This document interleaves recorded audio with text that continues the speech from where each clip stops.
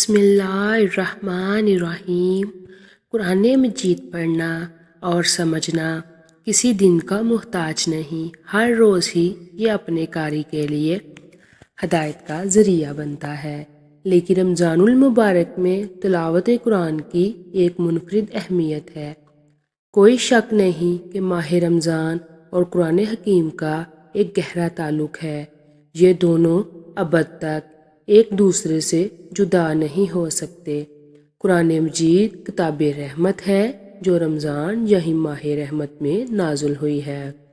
سورہ بقرہ میں ارشاد ہوا ہے کہ ترجمہ: رمضان وہ مہینہ ہے جس میں قرآن نازل کیا گیا، لوگوں کے لیے ہدایت بنا کر، ہدایت اور حق و باطل کے درمیان امتیاز کی روشن دلیلوں کے ساتھ۔ لہٰذا ماہ رمضان کا تقاضا ہے کہ اس میں کثرت سے قرآن پڑھا اور سنا جائے۔ اسی وجہ سے قرآن مجید کو 30 پاروں میں تقسیم کیا گیا ہے۔ اس لحاظ سے 30 دن میں یہ ختم کیا جا سکتا ہے۔ 7 منزلیں رکھی گئی ہیں ختم کیا جا سکے، تو جس قدر ہو سکے رمضان المبارک میں زیادہ سے زیادہ تلاوت کرنی چاہیے۔ اس ماہ مبارک میں تلاوت کرنے کی فضیلت کا اندازہ اس بات سے بھی لگایا جا سکتا ہے کہ ویسے قرآن کا ایک لفظ پڑھنے سے 10 نیکیوں کا ثواب ملتا ہے، لیکن رمضان المبارک میں ایک لفظ کا ثواب 70 نیکیوں کے برابر ہو جاتا ہے۔ چونکہ یہ ماہ مبارک ہمارے لیے عبادات کا خاص، تلاوت سے بہتر اور کیا عبادت ہو سکتی ہے۔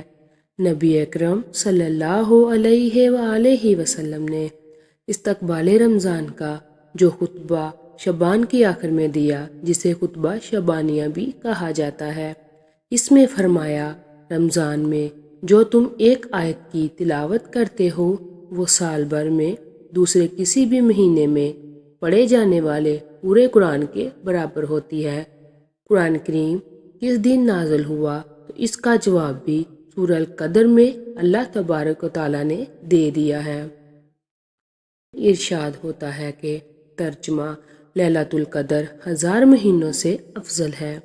اگر صرف 1000 مہینہ دیکھا جائے تو قریباً 80 سال کا عرصہ بنتا ہے، اور انسان کی زندگی لگ بھگ اتنی ہی ہوتی ہے، تو اس کا معنی یہ ہوا کہ اس ایک رات میں تمام زندگی کے گناہوں کی بخشش ہو جاتی ہے، ہر عمل 1000 گنا افضل ہو جاتا ہے۔ تو قرآن مجید کی تلاوت کی کس قدر نعمتیں اور برکتیں اس ایک رات میں حاصل کی جاتی ہیں، اس کا اندازہ لگانا بھی مشکل ہے۔ قرآن مجید کی تلاوت اور ترجمہ پڑھنا اور پھر اس پر عمل کرنا ہی اصل ہدایت کا راستہ ہے۔ یہ کتاب برحق ہے جو اس میں لکھا ہے، ہم نے پکڑ لینا ہے، اور جس کام سے روکا گیا ہے اسے ہم نے چھوڑنے کی کوشش کرنی ہے۔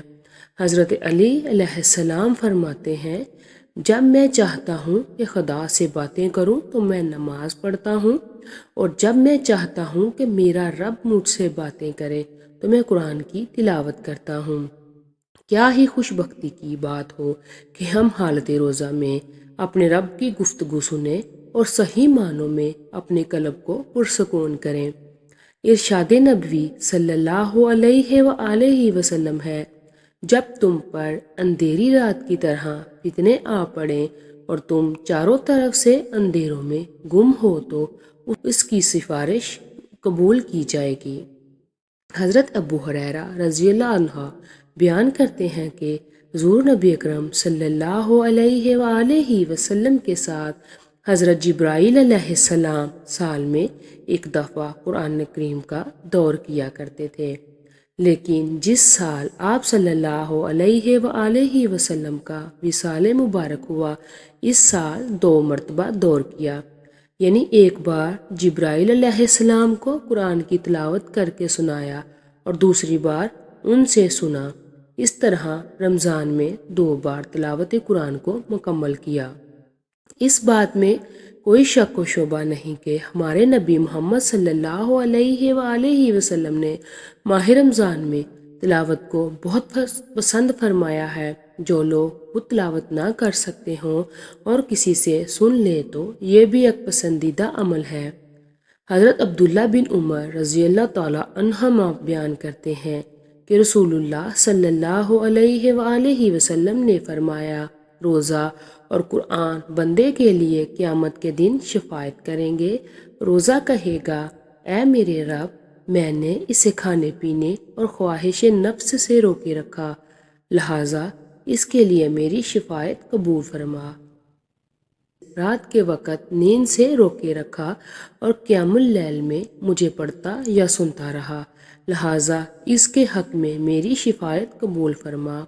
رسول اللہ صلی اللہ علیہ وآلہ وسلم نے فرمایا، دونوں کی شفاعت قبول کر لی جائے گی۔ صحابہ کرام بھی رمضان المبارک میں قرآن پڑھنے اور سننے کا خاص اہتمام فرماتے۔ حضرت علی رضی اللہ تعالیٰ عنہ رمضان المبارک میں قاریوں کو بلایا اور ان میں سے ایک شخص کو 20 رکعت تراویح پڑھانے کا حکم دیا اور خود حضرت علی رضی اللہ تعالیٰ عنہ انہیں وتر پڑھاتے تھے۔ رمضان المبارک اور قرآن دونوں ہی ہمیں قرب الہی عطا کرتے ہیں۔ اللہ تعالیٰ کے کلام کی تلاوت کے وقت اللہ تعالیٰ سے خاص قرب حاصل ہوتا ہے، ایسے ہی روزے دار کو بھی اللہ تعالیٰ کا خاص قرب حاصل ہوتا ہے۔ ارشاد نبوی صلی اللہ علیہ وآلہ وسلم ہے کہ قرآن پڑھنے والا مومن اترج کی مانند ہے، جس کی خوشبو اور لذت دونوں اچھی ہوتی ہیں، اور قرآن نہ پڑھنے والا مومن کھجور کے مانند ہے، جس کی لذت تو عمدہ ہے مگر اس میں خوشبو نہیں ہوتی۔ ایک اور اہم ضروری امر قرآن مجید کو سمجھنا، پھر اس پر عمل کرنے کی کوشش یہ ہے کہ جو قرآن کی آیات کی تلاوت تو کرتا ہے مگر اس میں غور و فکر نہیں کرتا۔ قرآن میں تدبر نہ کرنا قرآن کو چھوڑنے کے مترادف ہے۔ جب حضرت محمد صلی اللہ علیہ وآلہ وسلم پر قرآن مجید کا نزول ہوا تو آپ صلی اللہ علیہ وآلہ وسلم قرآن بہت ٹھہر کر اور غور و تدبر کے ساتھ پڑھتے تھے۔ حضرت حذیفہ بیان کرتے ہیں کہ وہ ایک رات آپ صلی اللہ علیہ وآلہ وسلم کے ساتھ نماز میں شریک ہوئے۔ وہاں آپ صلی اللہ علیہ وآلہ وسلم قرآن کی تلاوت غور سے فرماتے۔ جب کسی تسبیح کی آیت سے گزر ہوتا تو تسبیح کرتے، اس طرح کسی ایسی آیت سے گزر ہوتا جس میں سوال ہے تو آپ سوال کرتے، یا کسی تعوذ کی جگہ سے گزرتے تو اللہ کی پناہ مانگتے۔ رسول اللہ قرآن میں غور و تدبر میں اس قدر محو ہو جاتے کہ کبھی کبھی پوری رات ایک ہی آیت کی تلاوت میں گزار دیتے تھے۔ حضرت ابو ذر غفار رضی اللہ تعالیٰ عنہ بیان کرتے ہیں کہ ایک مرتبہ رسول اللہ نے ایک ہی آیت پڑھتے پڑھتے صبح کر دی۔ وہ آیت تھی، ترجمہ: اگر تو انہیں عذاب دے تو وہ تیرے ہی بندے ہیں، اگر تو انہیں بخش دے تو بے شک تو ہی بڑا غالب حکمت والا ہے۔ فہم قرآن کے سلسلے میں صحابہ کرام کا بھی یہی معمول تھا، وہ بھی معنی و مفہوم اور تدبر پر خوب غور فرماتے اور عمل کرتے۔ حضرت عبداللہ بن عباس رضی اللہ تعالیٰ فرماتے ہیں، ہم سے کوئی 10 آیات پڑھ لیتا تو اس وقت تک آگے نہیں بڑھتا جب تک وہ ان کے معنی اور مفہوم کو سمجھ نہ لے اور ان پر عمل پیرا نہ ہو۔ آج ہماری ایک غلط فہمی یہ بھی ہے کہ قرآن کو مختص عربی میں پڑھنا کافی ہے، تفصیل اور ترجمہ کا کام صرف علماء کرام کا ہے، تو ایسا ہرگز نہیں ہے۔ قرآن ہر ایک کے لیے ہے، اور جو کوئی اس پر غور و فکر کرتا ہے یہ صرف اسی کے کام آتا ہے۔ مولانا مودودی رحمۃ اللہ علیہ قرآن کو سمجھنے اور اسے اپنی زندگی میں ڈالنے کے لیے ایک عام فہم مثال بیان کرتے ہیں۔ بتائیے، اگر کوئی شخص بیمار ہو اور علم طب کی کوئی کتاب لے کر پڑھنے بیٹھ جائے اور یہ خیال کرے کہ میں محض اس کتاب کو پڑھ لینے سے بیماری دور ہو جائے گی، تو آپ اسے کیا کہیں گے؟ کیا آپ نہ کہیں گے کہ بیچو اسے پاگل خانے میں، اس کا دماغ خراب ہو گیا ہے؟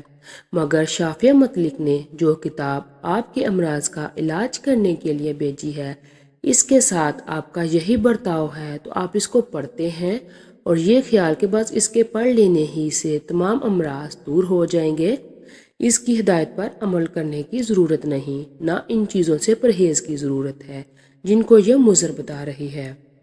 پھر آپ خود اپنے اوپر بھی وہی حکم کیوں نہیں لگاتے جو اس شخص پر لگاتے ہیں جو بیماری دور کرنے کے لیے صرف علم طب کی کتاب پڑھ لینے کو کافی سمجھتا ہے۔ اس رمضان المبارک ہم نے تلاوت و تدبر قرآن کا خصوصی اور بھرپور انتظام کرنا ہے اور کوشش کرنی ہے کہ جس حد تک ہو سکے اس کے معنی کو سمجھیں اور پھر عمل بھی کریں۔ حضور نبی اکرم صلی اللہ علیہ وآلہ وسلم نے فرمایا، حسد رشک تو بس دو ہی آدمیوں سے کرنا جائز ہے۔ پہلا وہ شخص جسے اللہ تعالیٰ نے قرآن پڑھنا اور سمجھنا سکھایا تو وہ دن اور رات کے اوقات میں اس کی تلاوت کرتا ہے۔ اس کا پڑوسی اسے قرآن پڑھتے ہوئے سنتا ہے تو کہہ اٹھتا ہے کہ کاش مجھے بھی اس کی مثل قرآن عطا کیا جاتا تو میں بھی اسی طرح عمل کرتا جس طرح یہ کرتا ہے۔ دوسرا وہ جسے اللہ تعالیٰ نے مال بخشا ہے اور اسے اللہ تعالیٰ کی راہ میں صرف کرتا ہے۔ دوسرا شخص اسے دیکھ کر کہتا ہے کاش مجھے بھی اتنا مال ملتا جتنا اسے ملا ہے تو میں بھی اسی طرح عمل کرتا جس طرح یہ کرتا ہے۔